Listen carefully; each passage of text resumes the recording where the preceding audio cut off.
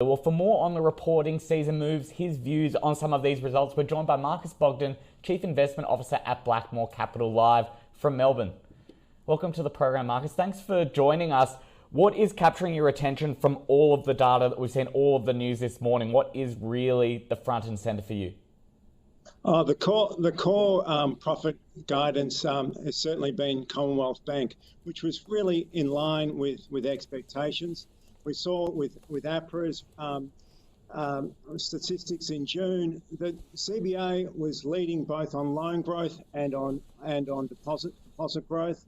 The dividend of 98 cents was just under the 50% payout ratio, which APRA indicated was appropriate. We still believe that CBA should be the premium bank for investors. The net interest margin was relatively stable despite very, very low interest rates. Provisioning going forward will be absolutely critical, but I think it warrants a premium to the other retail banks in Australia.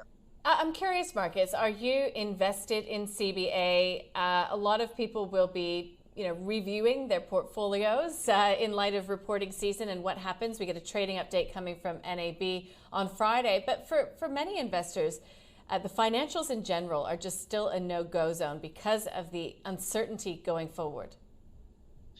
I think you're absolutely right. And I think you still need to be incredibly cautious. We're definitely in a low growth environment with incredible uncertainty. And you just saw that in terms of the deferment of business loans as well. So we've got an underweight to the banking sector. We have one exposure to that, and that's through Commonwealth Bank. And essentially, it's because decade after decade, CBA has been able to deliver far more resoundingly positive results than the other banks. Now, Marcus, I'm curious to just take a step back. We'll get into some of the more specific company reports that you've liked so far, perhaps. But how were you positioned coming into this reporting season? Things are kicking it up a notch today, certainly does so again next week.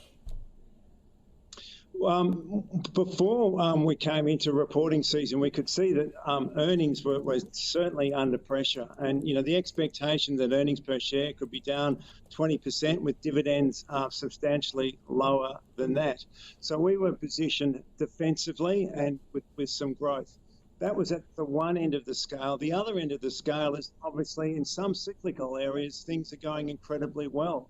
If you look at BHP and Rio, the demand for steel, the high price of iron ore, that will generate incredibly strong cash flows and provide investors with very, very good dividends.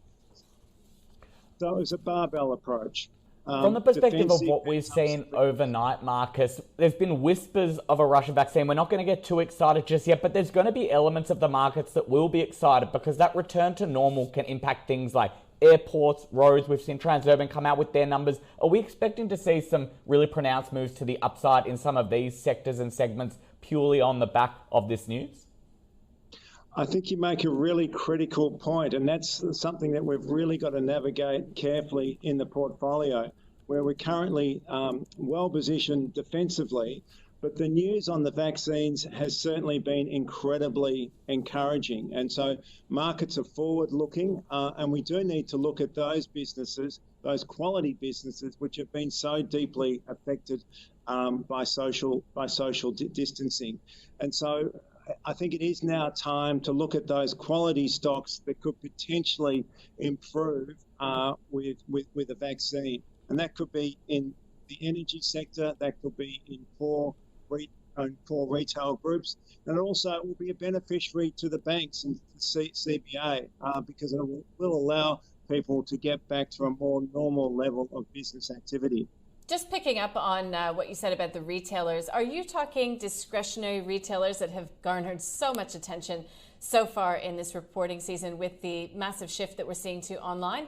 Or, Marcus, would you look towards some of those consumer staple names, the Coles, the Woolies, those companies that will leverage the narrative, I suppose, no matter what happens? Yeah, I think consumer staples for today is absolutely a very prudent place to be. You've got sort of record levels of activity into July as people are restacking their pantry. They've got strong balance sheets, very strong industry positions. They're benefiting on online trends for online groceries. But going forward, I think that would have been played out. And so I think it does warrant looking at some of the more discretionary names. And one I would probably call out would be Premier, which has got a very strong balance sheet, has benefited from the casualisation of the workforce with Just Group and Peter Alexander. I think that would be a key one that we would like in the discretionary space. Just to wrap it up, Marcus, we have heard from from REA Group, we've heard from Sydney Airport. I mean, I won't list them all, I'll bore people to death, but can you give us one particular company that you've liked the report so much, perhaps already, that you've decided to take a position in the company? I think REA in particular and the flow on through to News Corp was more encouraging than we expected. REA are doing very well on the cost side. Volumes ex-Victoria are holding up incredibly well. And I think the footprint internationally is particularly encouraging as well. So given the incredibly poor backdrop that they're operating in, I thought that was a really commendable result as an industry leader.